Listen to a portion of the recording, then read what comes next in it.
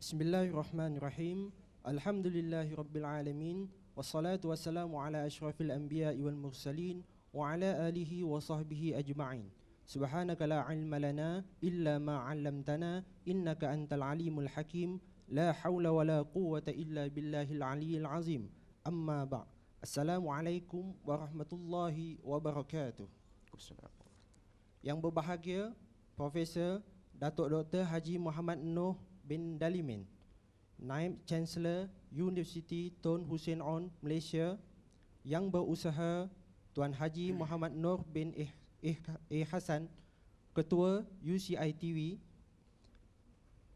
Dr. Muhammad Hisham bin Muhammad Hashim, dan hadirin hadirat yang dirahmati Allah sekalian.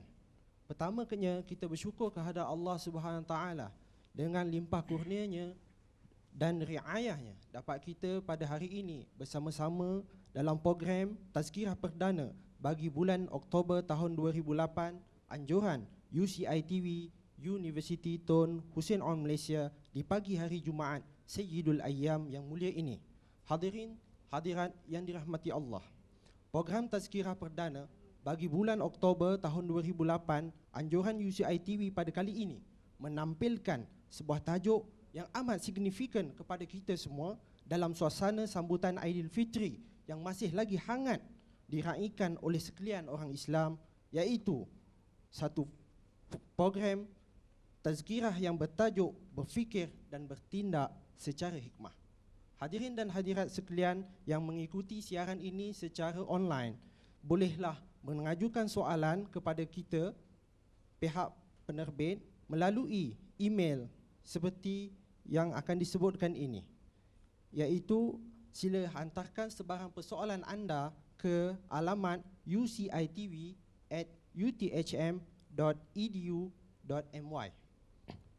Bagi mengupas tajuk berkenaan dengan lebih lanjut lagi, pihak penganjur dengan berbesar hati menjemput ke studio kita pada hari ini Al-Fadil Al-Ustaz Ad-Dr. Hussein bin Osman, Pengarah Pusat Islam Universiti Tun Hussein On Malaysia pada hari ini, bagi mengupas dan memperjelaskan kepada kita secara lebih terperinci lagi perkara-perkara yang perlu dihayati dan diterapkan ke dalam jiwa rohani kita untuk kali ini. Assalamualaikum Doktor. Assalamualaikum.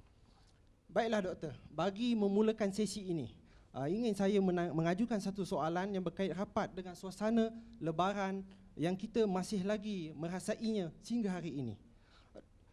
Doktor, suasana yang kita masih sambut ini, kehangatannya ini, dalam kemeriahannya, dalam kegembiraannya, di sana timbul satu persoalan yang apakah yang seharusnya kita lakukan bagi meneliti kembali amalan-amalan kita sepanjang bulan Ramadan yang telah kita lalui dan dalam bulan Syawal yang kita sedang lalui ini. Dipersilakan Doktor. Assalamualaikum warahmatullahi wabarakatuh. Terima kasih kepada Tuan Pengerusi sama Mak Hisham. Yang bahagia Profesor Datuk Dr. Makno Dalimin, Naib Chancellor Universiti Tun Hussein On Malaysia, Perkanan Universiti, dan juga hadirin hadirat di studio, dan juga muslimin muslimat yang sedang menonton rancangan ini di saluran UCITV.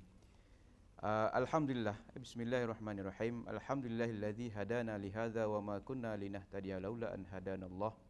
Asyhadu an la ilaha illallah wa asyhadu anna sayyidina Muhammadan abduhu wa rasuluh. Allahumma salli wa sallim ala sayyidina Muhammad wa ala alihi wa sahbihi ajma'in. Tuan Pengerusi, terima kasih di atas soalan tersebut. Jadi seperti mana yang telah disebutkan tadi, bahawasanya kita sekarang berada di dalam situasi sambutan hari raya. Kita masih lagi merasa bahangnya. Bahang kita menyambut Aidilfitri ini dalam keadaan penuh kegembiraan. Dan insya-Allah di peringkat universiti kita akan mengadakan pula rumah terbuka dalam 2-3 hari yang akan datang. Jadi saya rasa ini satu tajuk yang sangat penting untuk kita teliti kembali. Dan soalan daripada Tuan Pengerusi itu tadi yang khusus ditujukan kepada kita supaya kita meneliti kembali, ataupun saya boleh sebut dalam perkataan yang mudah kita faham, kita muhasabah ataupun melihat kembali amalan-amalan yang telah kita laksanakan sepanjang bulan Ramadan yang lepas dan amalan-amalan yang telah kita laksanakan dalam separuh bulan Syawal ini, dan bagaimana pula kita nak melihat adakah kita ini di kalangan orang-orang yang telah pun menerima hasil daripada amalan yang telah kita laksanakan dalam bulan Ramadan. Kita boleh lihat begini muslimin muslimat yang dirahmati oleh Allah. Bulan puasa ni Allah Subhanahu Wa Taala turunkan kepada kita bulan Ramadan ini, dan diberikan peluang kepada kita untuk kita melaksanakan berbagai-bagai amal ibadat yang boleh memberi faedah kepada kita, bukan sahaja di dunia ini, bahkan juga di akhirat yang utamanya. Jadi kalau lihat begitu muslimin muslimat yang dirahmati oleh Allah, kita boleh membayangkan ataupun meletakkan bulan Ramadan itu dalam berbagai-bagai kedudukan bagi diri kita sendiri. Ada orang yang meletakkan bulan Ramadan ini, dia letakkan sebagai satu universiti, di mana dia masuk dalam bulan Ramadan itu sebagai seorang mahasiswa, seorang yang masuk untuk belajar, untuk melaksanakan sesuatu yang boleh memberi faedah kepada dia sebagai seorang pelajar. Dan dari sana dia menjangkakan bahawasanya dia akan lulus ujian-ujian itu tersebut, dan dia akan mendapat ijazah di akhirnya. Dan kalau kita melihat di dalam hadis Nabi SAW, Nabi SAW ada menyebut bahawasanya antaranya syahrul Ramadan ini, bulan Ramadan ini, fi awwalihi rahmah, wa fi awsatihi maghfirah, wa fi akhirihi aitqum minan nar. Bulan Ramadan ini ada 3 peringkat, iaitu peringkat yang pertama ialah peringkat kita mendapat rahmat ataupun kasih sayang daripada Allah Subhanahu Wa Taala. Peringkat kedua ialah kita mendapat keampunan daripada Allah Subhanahu Wa Taala. Dan peringkat ketiga ialah kita mendapat perlepasan daripada api neraka. Dan kalau itu kita gunakan, mungkinlah kita masuk di dalam bulan Ramadan ini sebagai seorang mahasiswa, pengajian kita 3 tahun. Tahun yang pertama untuk kita mendapatkan satu rahmat kasih sayang Allah. Tahun yang kedua untuk mendapatkan maghfirah, keampunan. Dan tahun ketiga untuk kita mendapat pelepasan dari api neraka. Tapi kalau di universiti 3 tahun belum mendapat ijazah kepujian, kena tambah lagi 1 tahun untuk mendapatkan ijazah kepujian. Maka diberikan peluang kepada kita pula, bila Nabi SAW sebut bahawasanya man shama ramadanan summa taba'ahu bi sittati min syawali kasiyami wa kana kasyamin dahri. Kata Nabi SAW, kalau kamu berpuasa bulan Ramadan, kamu telah dirikan bulan Ramadan itu, dan kemudian kamu tambah lagi 6 hari daripada bulan Syawal, maka Nabi kata kasyamin dahri, seolah-olah kamu berpuasa setahun. Jadi kalau kita membayangkan kita ini sebagai seorang daripada mahasiswa universiti, kita dapat ijazah general degree setelah habis bulan Ramadan. Nak dapatkan ijazah kepujian, kita kena sambung dengan 6 hari bulan Syawal. Kalau itu kita bayangkan bulan Ramadan. Dan yang Tuan Pengurusi, saya juga tertarik, ada orang meletakkan ataupun membayangkan bulan Ramadan yang dilalui itu sebagaimana akaun perbankan dia, ataupun akaun amalan bagi dia. Dan kita boleh bayangkan bagaimana kita kalau kita masukkan duit dalam bank, kemudian sekarang ni kita diberikan kemudahan kad pula untuk kita withdraw ataupun keluarkan balik duit tersebut. Jadi ada orang membayangkan bulan Ramadan ini adalah bulan di mana dia akan memasukkan sebanyak-banyak duit dalam akaunnya, dan kemudian nak simpan akaun tersebut supaya akhirnya nanti akaun tersebut akan membantu dia pada hari hadapan ataupun di akhirat kelak. Dan kita boleh lihat juga seperti mana sabda Nabi SAW, Nabi sebut, man qama ramadanan imanan wahtisaban ghufira lahu ma taqaddama min zambi. Nabi SAW sebut, siapa yang mendirikan bulan Ramadan itu, makna siapa yang berpuasa Ramadan dengan bersungguh-sungguh dan melaksanakan segala amalan-amalan yang wajib dan sunat di dalamnya, dengan sesungguh-sungguhnya, dengan keyakinan bahawasanya dia akan mendapat balasan. Dan kalau kita ambil buat, dia kata wahtisaban. Wahtisaban ni orang yang very calculative, orang yang betul-betul mengambil kira setiap amalan yang dibuat dalam bulan Ramadan. So meaning that kalau itulah kita bayangkan Ramadan sebagai satu akaun perbankan amalan kita, maka kita dah kira, sebab dalam bulan Ramadan ni kita kalau boleh-bolehnya 10 hari yang pertama tu nak tambah sabar sebarang amalan yang kita boleh buat. Kemudian 10 hari yang kedua pula kita akan menambah sebanyak-banyaknya. Dan of course pada 10 hari yang terakhir itu kita nak mencari satu malam yang disebut Lailatul Qadar. Jadi kalau itu yang kita bayangkan, Ramadan ini sebagai satu akaun perbankan, agak-agak banyak mana amalan yang kita buat. Ya. Jadi sebab itulah saya tuan-tuan dan puan-puan, muslimin muslimat yang dirahmati oleh Allah, bulan Ramadan ini adalah satu bulan yang boleh kita letakkan dia sebagai apa juga yang kita boleh umpamakan supaya dia menjadi satu kesan yang akan orang kata disebut sebagai domino yang akan menggerakkan kita ke hadapan, bukan menggerakkan kita ke belakang. Jadi sebab itulah tuan pengurusi yang saya nak ringkaskan jawapan bagi soalan ini, bahawasanya bulan Ramadan ni bila kita laksanakan dia dan selesainya dan kita teruskan pula dengan amalan Syawal ini, sebenarnya mengajak kita supaya berfikir tentang apakah langkah yang seterusnya. Apakah langkah yang seterusnya? Berfikir ke hadapan. Terima kasih. Terima kasih doktor. Jadi hadirin dan hadirat sekalian, daripada penjelasan doktor dapatlah kita rumuskan di sini bahawa aspek yang paling penting dalam melalui selepas bulan Ramadan menghadapi bulan Syawal ini, yang paling penting ialah muhasabah. Kita muhasabah sama ada amal ibadah kita ini mencapai objektif yang telah digariskan di dalam Al-Quran, iaitu pertama sekali ingin menjadikan kita sebagai insan bertakwa, la'allakum tattaqun. Dan mungkin kita boleh cek, muhasabah kembali, adakah kita ini menjadi berjaya tak kita menjadi orang yang bersyukur, seperti la'allakum tashkurun. Dan akhir sekali kita nak muhasabah daripada amalan ibadah kita dalam bulan Ramadan diterusi ke dalam bulan Syawal ini, supaya kita menjadi la'allahum yarshudun, iaitu golongan-golongan yang Allah Subhanahu Wa Taala berikan kita hidayah di jalan-jalan yang lurus. Jadi doktor, saban tahun kita menghadapi bulan Ramadan. Ramadan datang dan pergi, datang dan pergi, datang dan pergi. Sekiranya seorang itu berumur 40 tahun sekarang, sudah 40 kali ataupun 39 kali Ramadan itu datang dalam kehidupannya, daripada dia kecil sebesar 2 jari tapak kakinya sehinggalah dia besar sehingga kini. Jadi di sini doktor, saya ingin doktor memberikan pendapat terhadap apakah yang dimaksudkan dengan amalan puasa Ramadan itu yang mampu mendidik kita supaya kita ini fikirannya mampu berfikir, bertindak dan dengan secara hikmah dalam kehidupan kita. Dipersilakan doktor. Terima kasih Tuan Pengerusi. Kalau kita lihat ni bulan Ramadan ini dalam kita melaksanakan amalan ni, kita kalau saya bagi satu istilah yang mudah kita faham ialah kita menangguhkan keseronokan sebenarnya. Sebab kita Nabi sallallahu alaihi wasallam sebut bagi orang-orang yang berpuasa ini Nabi kata lis-shaimi farhatan. Bagi orang yang berpuasa ini dia ada 2 kegembiraan. Farhatun 'inda iftarihi. Satu kegembiraan ialah ketika dia berbuka. Wa farhatun 'inda liqa'i rabbih. Dan satu lagi kegembiraan ialah ketika dia bertemu dengan Allah Subhanahu Wa Taala. Jadi kalau kita lihat kenapa Nabi sallallahu alaihi wasallam sebut bahawasanya berbuka puasa itu satu waktu yang cukup menggembirakan. Dan di sini ulama menyebut bahawa bukan sahaja waktu yang berbuka puasa itu, waktu menyambut hari raya itu juga disebut sebagai waktu berbuka, berbuka bagi sebulan. Tetapi setiap hari itu berbuka bagi setiap hari.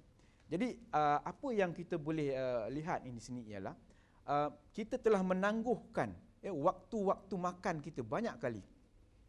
Kalau sekarang bulan Syawal ni, bagi yang dah habis apa orang kata puasa 6 ni, dia rasa dah mencukupi, dah pun dapat ijazah bagi dia, ijazah kepujian, maka dia bangun pagi je, apa yang dia fikirkan pertama selepas dia mandi, lepas dia pakai baju semua, dia nak dapatkan secawan kopi ataupun dia nak dapatkan secawan teh untuk bersarapan. Ada pula orang kalau kita di UTHM ni datang, yang pertama-tama dia fikir dia nak pergi ke roti canai Parit Bengkok. Sebab dia kata itulah. Jadi boleh dikatakan kebanyakan daripada kita bangun pagi kita mikirkan makan. Dan kalau kita pula di Malaysia ini, inilah salah satu dari keistimewaan Malaysia yang disebut oleh kebanyakan pelajar-pelajar luar negara kita pun, dan juga staf-staf kita yang bukan daripada Malaysia ini. Makannya tak habis-habis. Selepas sarapan pagi kita ada minum pagi. Minum pagi. Lepas minum pagi kita makan tengah hari. Lepas makan tengah hari kita ada minum petang. Jadi berapa banyak makan, waktu makan yang telah kita kompreskan dia sehingga menjadi satu waktu berbuka puasa. Jadi kita telah menangguhkan sarapan pagi, kita tangguhkan minum pagi, kita tangguhkan makan tengah hari, minum petang ni 4 waktu kepada 1. Dan bila kita masuk berbuka puasa tu, masya-Allah, kita cukup enjoy. Cukup enjoy. Makanan yang kita beli daripada bazar Ramadan tu ada yang tak cukup jari kita nak sangkut dia punya plastik, bawa balik ke rumah kita, susun atas meja tu, tak cukup meja penuh 6 kerusi, 8 kerusi kita letak. Jadi menunjukkan kita seronok. Jadi bayangkan. Dan yang kedua yang kita sebut kata iftar, waktu iftar kita ialah waktu kita berhari raya. Kita bangun pagi raya tu, tak ada orang yang bangun lewat pada pagi raya, kecuali orang yang tak nak beraya. Dia bangun pagi, bahkan disunatkan kepada kita sebelum pergi solat Aidilfitri itu makan dahulu. Makan dahulu.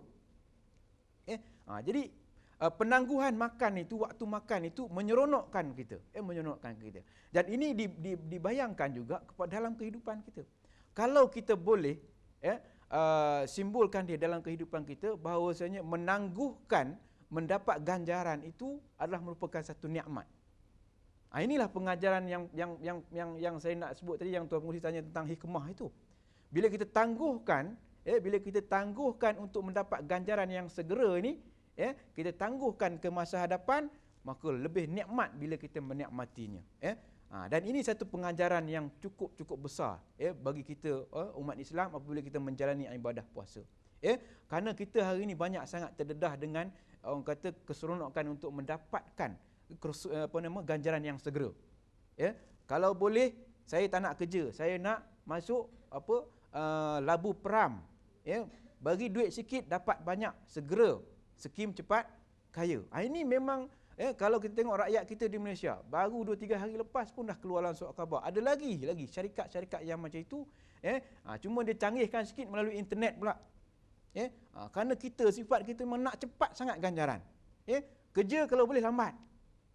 Jadi sepatutnya pengajaran bulan Ramadan ini mengajar kita supaya bekerja bersungguh-sungguh. Kalau orang nak bagi upah sekarang tak apa, simpan dulu. Supaya apa? Bila disimpan-simpan, upah itu makin banyak, dan bila dapat banyak sekali tak seronok ke? Jadi ini satu pengajaran Tuan Pengurusi yang saya rasa patut kita ambil, bahawasanya ganjaran yang hari ini kalau dapat segera tidaklah sebaik ganjaran yang ditangguhkan pada masa hadapan. Sebab itulah kalau dalam buku-buku psikologi barat disebut sebagai delaying gratification. Kita delay kita punya keseronokan ganjaran itu untuk kita dapat ganjaran yang lebih baik. Inilah satu pengajaran yang besar daripada puasa Ramadan, dan bagaimana dia mengajar pula kita cara berfikir pula tu. Selepas ini dia akan mendidik supaya kita berfikir pula. Cara tadi dia kaitkan dengan makan. Keseronokan makan. Tapi sekarang ialah berfikir pula. Macam mana kita nak membentuk satu gaya berfikir hasil daripada amalan Ramadan supaya kita dapat guna pakaikan dia sepanjang 11 bulan pula yang akan datang ataupun dalam sepanjang kehidupan kita. Kita berfikir secara hikmah. Bahawasanya mungkin lepas ini kita lihat banyak perkara yang berlaku di dalam kehidupan kita ini, rupanya banyak hikmah. Itu Tuan Pengurusi. Hadirin dan hadirat sekalian, daripada penjelasan doktor tadi, dapatlah kita fahami bahawa sesuatu hikmah itu akan muncul apabila kita ini tidak terlalu mengharapkan ganjaran itu dapat dengan segera apabila kita telah melakukan sesuatu perkara. Kerana ada dalam pepatah Arab menyatakan al-ajalatu minasyaitan. Jadi tergesa, terburu-buru itu adalah daripada sifat-sifat syaitan. Jadi hikmah itu muncul, terbit kerana ketenangan, kerana tarbiyah yang kita telah lalui dan kita telah resapi dalam, supaya segala amal ibadah kita ini kita tidak ada harapan di sana supaya ianya terlalu segera ataupun cepat untuk dibalas dalam kehidupan kita di dunia ini. Jadi hadirin dan hadirat yang dirahmati Allah yang mengikuti rancangan ini sama ada di studio ataupun secara live di talian, apa kata sebelum kita meneruskan lebih lanjut lagi perbincangan kita pada pagi ini, marilah kita sama-sama menyaksikan sedutan beberapa adegan filem Pendekar Bujang Lapuk lakonan Allahyarham Tan Sri P. Ramlee untuk tatapan dan pengajaran kita semua. Dipersilakan.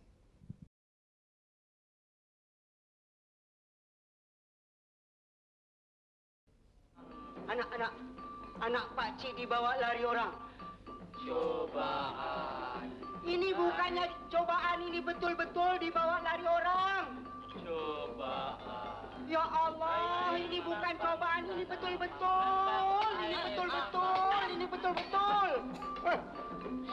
Cobaan kali ini dahsyat. Ya Allah. Hai lambang tanah.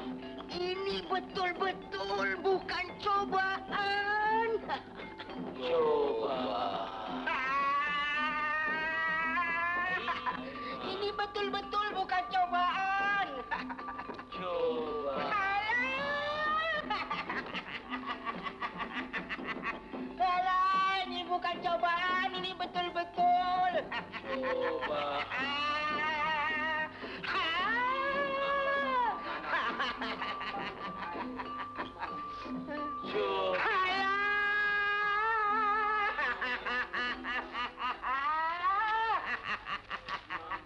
Kenapa, Bang? Alah, budak-budak ni aku bilang betul-betul, dia bilang cobaan. Cobaan? Berdampinglah. Ini bukan cobaan, Mak. Ini betul-betul kejadian. Cobaan. Cobaan kepala otak kau. Cobaan. Tengok tu budak-budak tu. Api. Dengar sini. Anak aku, si Ros, yang korang gila-gilakan tu, dah dibawa lari orang. Oh, jadi ini bukan cobaan. Bukan. Ini betul-betul. Kenapa tak cakap dari tadi? Lekas. Sungguh melucukan lagi tadi babak adegan dari filem Pendekar Bujang Lapuk lakonan Tan Sri Ramli itu. Baiklah, berdasarkan sedutan filem tadi, Doktor. Jadi bolehkah Doktor jelaskan di sini bagaimanakah kita seharusnya membina kemahiran berfikir dan bertindak secara hikmah dalam kehidupan kita. Adalah kerana yang paling penting, Doktor, dalam kehidupan kita ini pemikiran kita sekiranya ia dapat dibentuk, maka dia akan mengubah kepada sesuatu yang lebih baik lagi pada akan datang. Dipersilakan, Doktor. Terima kasih Tuan Pengerusi. Jadi kalau kita lihat ya dalam kehidupan, itu satu sketsa kehidupan sebenarnya. Itu lakonan, walaupun lakonan itu sketsa kehidupan yang berlaku dalam kehidupan kita, itulah sebenarnya. Kita ni akan sentiasa ditimpa dengan orang kata kesusahan. Kita sentiasa ada masa, ada waktu kita juga ditimpa dengan balak bencana. Dan orang kata perkara-perkara yang tidak elok ini yang berlaku kepada kita ini, dia merupakan satu, saya setuju dengan P. Ramlee bila katakan cobaan itu sebagai satu cabaran sebenarnya kepada kita. Dan dalam situasi begini muslimin dan muslimat yang dirahmati oleh Allah, ibadat yang kita laksanakan dalam bulan Ramadan itu, dia mengajar kita menghadapi situasi-situasi susah, situasi yang kritikal. Kalau senang memang orang tak kisah sangat. Sebab itu kita tengok kalau waktu senang semua orang baik dengan kita. Tapi waktu susah tak ada orang yang nak menolong kita. Jadi ini yang sepatutnya kita gunakan sebagai satu kaedah berfikir hasil daripada amalan Ramadan ini. Dan apa yang kita lihat sketsa kehidupan yang berlaku seperti mana yang ditunjukkan dalam filem Pendekar Bujang Lapuk itu berlaku dalam kehidupan kita. Dan kalau kita lihat dalam sirah Rasulullah SAW pun berlaku benda tu.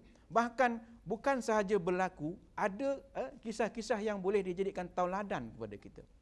Saya ambil satu kisah atau contoh yang disebut di dalam kitab Riyadhus Salihin karangan Imam An-Nawawi, dan juga di dalam Sahih Bukhari dan juga Muslim juga disebut kisah tersebut. Kisah Ummu Sulaim dan juga Abu Talhah. Abu Talhah dan Ummu Sulaim ini sepasang suami isteri. Abu Talhah mereka sahabat Rasulullah sallallahu alaihi wasallam. Abu Talhah dia ni merupakan orang yang sentiasa suka mengikut Nabi sallallahu alaihi wasallam. Dan pada satu ketika anaknya sakit. Dia ada seorang anaknya sakit. Sakit tenatlah kita katakan hari ini, sakit tenat. Tapi disebabkan apa orang kata seruan Islam, dia mesti mengikut Rasulullah, pergi berperang, pergi keluar untuk apa orang kata melaksanakan dakwah Islamiah ini. Dan pada satu hari ketika dia keluar tersebut, rupanya anaknya yang sakit tenat itu kembali ke rahmatullah. Dan bila dia balik semula, dan bila sampai ke rumah, maka kita kalau kita bayangkan anak kita mati ni, kalau isteri kalau maknya apa agak-agaknya respon kita. Saya tak rasa responnya satu respon yang mudah tetapi Ummu Sulaim ni seorang ibu cukup tenang dan cukup cerdik dan cukup berhikmah. Cukup berhikmah. Apa yang Ummu Sulaim buat? Setelah dia tahu anak dia meninggal, lalu dia letakkan anaknya itu dalam keadaan yang orang kata baik. Kemudian dia tunggu kepulangan Abu Talhah. Dan setelah Abu Talhah sampai, dia tak terus bagi tahu. Kalau kita opaknya anak kita sudah mati, meraung-raung. Tapi Ummu Sulaim tak buat macam tu. Dia tunggu ketibaan Abu Talhah dengan baik, dia sambut. Bahkan juga ada beritakan dia bersolek untuk suaminya. Bersolek untuk suaminya, menerima suaminya masuk. Lalu setelah suaminya masuk, suaminya tanya, macam mana anak kita? Ummu Sulaim kata, bagus, dia dalam jagaan Allah. Jadi Abu Talhah pun kata, okeylah, bagus. Abu Talhah pun buka jubah dia, buka pedangnya letak ke tepi. Lalu Ummu Sulaim pun hidangkan asyak ataupun makan malam. Setelah hidangkan makan malam, kemudian diberitakan mereka, Ummu Sulaim ni melayan suaminya, memberi nafkah batin. Setelah selesai semua, setelah Abu Talhah pun dah orang kata dah okey, dah stres elok dah semua, barulah Ummu Sulaim tanya pada suaminya, wahai suamiku, kata dia, apa kata kamu kalau ada seorang tu meminjamkan kepada seorang yang lain dan kemudian dia datang untuk meminta kembali, adakah perlu diberikan balik? Kata Abu Talhah, ya, kita kena beri balik sebab itu hak dia. Maka jawab Ummu Sulaim, begitulah anak kita, Allah SWT beri pinjam kepada dia dan Allah minta balik kembali. Dan ketika itulah tuan-tuan, muslimin muslimat yang dirahmati Allah, kaedah cara berfikir Ummu Sulaim tu yang kita boleh bayangkan. Ini seorang perempuan, bukan orang lelaki, orang perempuan. Cara berfikir yang cukup berhikmah. Dia melihat bahawasanya itu adalah merupakan takdir qada Allah Subhanahu Wa Taala. Dalam keadaan macam inilah, muslim muslimat, kita nak menghadapi situasi yang macam ini, kita kena berfikir secara berhikmah. Dan cara berfikir bagaimana mengharapkan bahawasanya apa yang Tuhan ambil sekarang mungkin Tuhan akan beri lebih baik. Dan dalam kisah Ummu Sulaim dan Abu Talhah ini, besok harinya apabila Abu Talhah pergi berjumpa dengan Rasulullah, bagi tahu benda-benda, maka Rasulullah kata, adakah kamu bersama dengan isteri kamu, kamu bersama dengan isteri kamu semalam, maka aku akan doakan kepada kamu supaya kamu mendapat anak yang soleh dan soleh. Dan diberitakan mereka berdua ni mendapat 9 atau 7 orang anak, yang semuanya hafiz. Semuanya hafiz. Bahkan salah seorang anaknya itu ditahannikkan oleh Rasulullah SAW. Dibelahkan mulutnya oleh Rasulullah SAW dengan menggunakan buah kurmanya. Dan orang kata belah mulut ni, kalau kita bagi orang imam hafiz, Ustaz Syahrir ke, belah mulut anak kita, insya-Allah anak kita nanti hafiz. Itulah keadaannya. Dia anaknya tu dapat anak ramai yang bagus-bagus semua. Yang bagus-bagus semua. Itu yang kata hikmahnya. Hilang seorang, dapat 9 orang yang sangat-sangat cemerlang. Itu cara berfikir, cara berhikmah. Itu. Hadirin dan hadirat sekalian, bagi menghangatkan lagi perbincangan kita dalam program Tazkirah pada pagi ini, saya membukakan soalan sekiranya terdapat kemusykilan ataupun persoalan-persoalan yang ingin dijelaskan oleh ahli panel. Dipersilakan.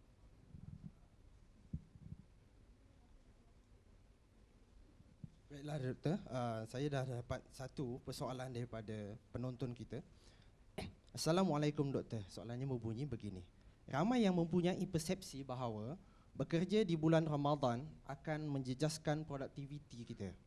Jadi bagaimanakah cara yang terbaik bagi kita untuk berfikir secara berhikmah agar dapat menjadikan puasa itu sebagai satu rangsangan untuk kita bekerja dengan lebih kuat, lebih bersemangat dan lebih efisien lagi?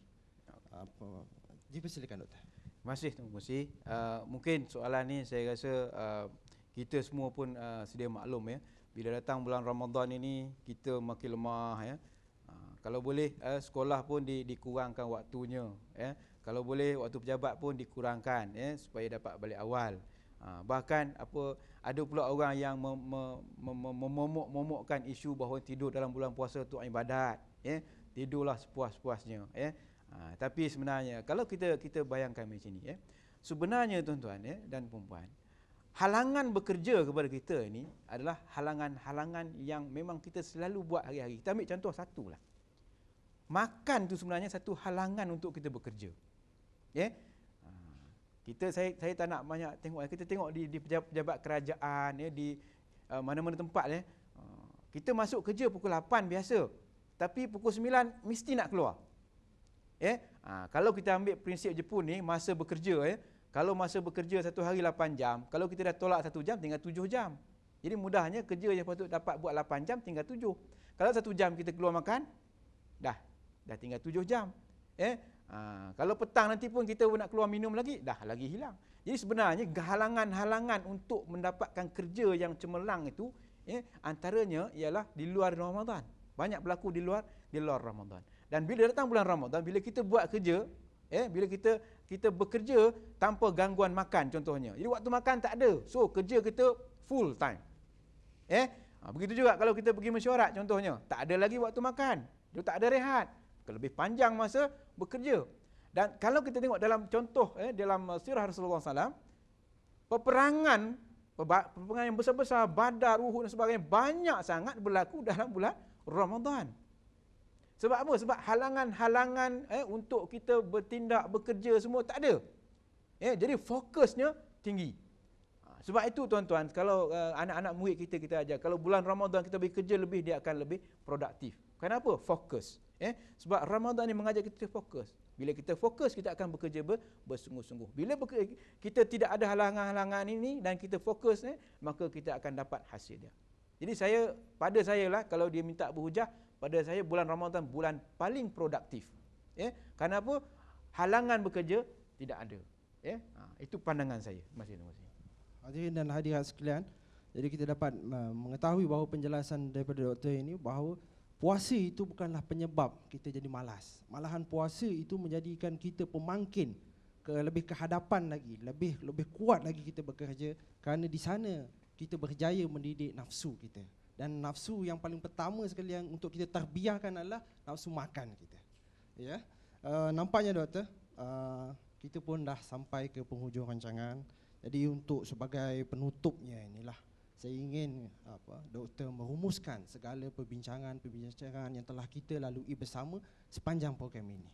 Terima kasih. Jadi secara ringkasnya, kalau kita melihat dan meneliti kembali, muhasabah balik diri kita, sesungguhnya amalan Ramadan, amalan Syawal ini pun semuanya adalah merupakan satu peluang kepada kita untuk meningkatkan gaya berfikir, macam mana kita melihat hidup kita di masa hadapan. Sebab kita kena ingat bahawasanya apa yang Allah SWT simpan untuk kita pada masa hadapan itulah paling baik bagi kita. Dalam surah Ad-Duha pun kita selalu baca, walal akhiratu khairul laka minal ula. Akhirat itu adalah lebih baik. Mana the future itu lebih baik daripada kita. Jadi kita bekerja bersungguh-sungguh pada hari ini untuk kita mendapatkan ganjaran di hadapan. Kalau boleh kita tangguhkan lagi ganjaran itu, kita tangguhkan sejauh-jauh mungkin supaya apa yang kita buat hari ini. Jadi pengajaran kita hari ini kerja sungguh-sungguh. Dan jangan fikir lagi apa yang kita nak dapat hari ini. Dan juga jangan fikir apa yang manusia boleh beri kepada kita. Sebab apa yang manusia boleh beri kepada kita mungkin terlalu kecil. Sebab apa yang Allah akan beri kepada kita sangat besar. Itulah. Terima kasih doktor. Baiklah, sidang hadirin hadirat yang dirahmati Allah sekalian, pepatah Arab ada mengatakan bahawa kullu bidayah laha nihayah. Setiap yang bermula itu pasti ada penghujungnya. Jadi dengan rumusan itu tadi menandakan program ini sudah tiba di penghujungnya. Seluruh warga produksi memohon maaf sekiranya terdapat sebarang kekurangan di dalam majlis yang dianjurkan ini. Semoga segala yang baik dalam perbincangan ini dapat kita kutip untuk dipraktikkan dalam kehidupan kita seharian demi mencapai keredaan Allah di dunia dan di akhirat. Saya akhiri program ini dengan ucapan wabillahi taufiq wal hidayah.